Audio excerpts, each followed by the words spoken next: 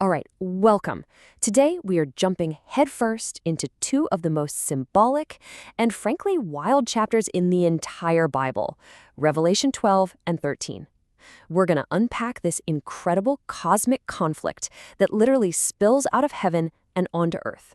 So, here's how we're going to tackle this. First, we'll meet the main characters in this epic drama. Then, we'll watch the battle unfold up in heaven, see what happens when the loser gets thrown down to earth, and stick around, because we'll finish by looking at the terrifying system of control that gets set up. Okay, so our story kicks off in a really interesting way. It's not with swords and shields, but with two massive signs that appear in heaven. Think of these as symbolic pictures. The Apostle John is showing us these so we can grasp what's really going on, the deeper spiritual reality happening right here on earth. And this really gets to the heart of it, doesn't it? What does happen when a war in heaven becomes a war on our turf? That's the question John's vision forces us to ask, as this ancient spiritual fight boils over into our world. So the first sign we see is this incredible woman, and what's so cool here is that the imagery, clothed with the sun, the moon at her feet, a crown of 12 stars, it's not random. It points us straight back to Joseph's dream in Genesis. You remember? Where the sun, moon, and stars were his family, the foundation of the 12 tribes? So there's no doubt, this woman is a symbol for Israel, the nation that would bring the Messiah into the world. And then we meet her enemy. This isn't some fairy tale dragon. The text calls him a great red dragon. Red for blood, great for power. And just look at this description. 7 heads, 10 horns, 7 crowns. This is all about showing his immense power and authority. He's this terrifying, ferocious beast, and he's just waiting, ready to pounce and devour the woman's child the moment it's born. You know, this conflict didn't just pop up out of nowhere. The Bible connects this scene all the way back to the first prophecy we ever get in Genesis 3:15. It shows us that this dragon, Satan, has been lying in wait from the very beginning, always trying to sabotage God's plan to save humanity. But the child, who we know is Jesus Christ, is born, and he escapes the dragon's clutches. The vision here uses this phrase, he's caught up to God and his throne. It's like a super condensed summary of Jesus' entire life and victory, from his family's escape to Egypt when he was a baby, all the way to his resurrection and ascension into heaven. The dragon's plan? Totally foiled. Okay, so the child is safe, he's at God's throne, you'd think that's the end, right? Nope. This is where things really escalate. The conflict now explodes from this earthly standoff into an all-out war in the heavens. And then war breaks out. But notice who's fighting. It's not God versus Satan. It's the archangel Michael and his angels against the dragon and his. And there's some amazing irony here. Satan's big sin was wanting to be like God. And who does God send to fight him? Michael, whose name literally means, who is like God. It's a direct challenge. And let me tell you, the outcome isn't even close. It's decisive. The dragon and his entire army are thrown down. And just in case there was any doubt who this dragon is, the text gives us his rap sheet. This is his resume. He's called the serpent of old. Yep, the one from the Garden of Eden. He's the devil, which means slanderer. He's Satan, the adversary. He's the accuser of our brethren and the deceiver of the whole world.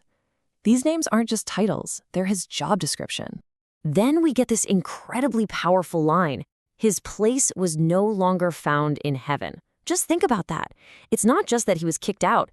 It's that his entire presence was erased. He lost his access, his heavenly press pass, you could say. His job as the cosmic prosecutor, accusing believers before God. That's over. That door is slammed shut, locked, and the key is thrown away.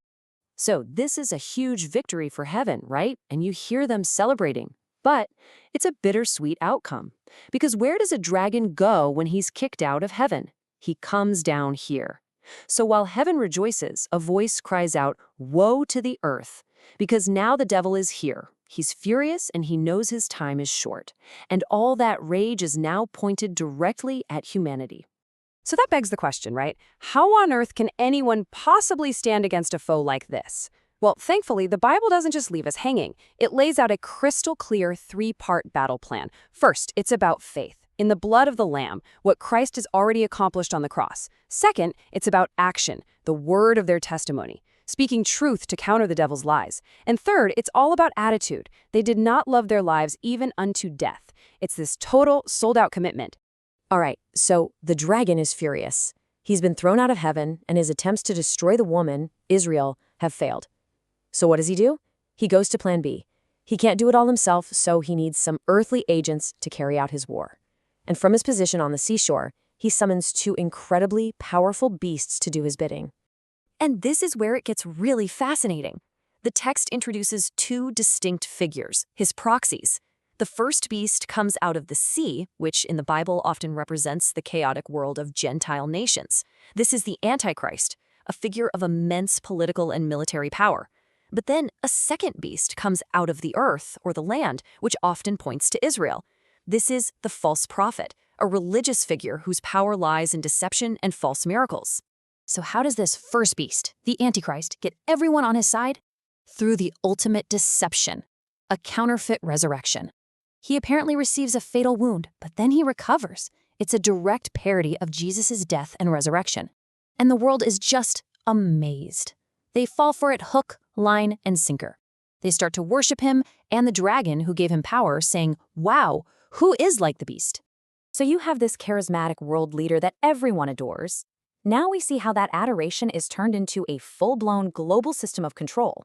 And that's the job of the second beast, the false prophet. He steps onto the scene, and his whole purpose is to use his power to make the world worship the first beast. And look at how methodically he does it. It's a step-by-step process of deception. First, he performs these huge signs, even calling down fire from heaven, a clear imitation of the prophet Elijah. He uses these miracles to convince everyone that the first beast is the real deal. Then, he commands them to make an idol, an image of the beast. And then, and this is wild, he gives the statue breath so it can actually speak and decree that anyone who refuses to worship it must be killed. And to lock this whole system down, he introduces an economic control grid. He forces everyone to receive a mark on their right hand or on their forehead. And here's the kicker. Without this mark, this pledge of allegiance, you can't participate in the economy. You can't buy food. You can't sell goods. The pressure to conform, just to survive, would be absolutely immense. Then we get the infamous number, 666. The text is clear. It says this is the number of a man. It represents humanity at its absolute peak, the best that mankind can be without God, but it always, always falls short.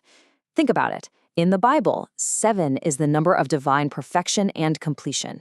6 is always one short. So 666 is just man, man, man, repeatedly falling short of God's perfection.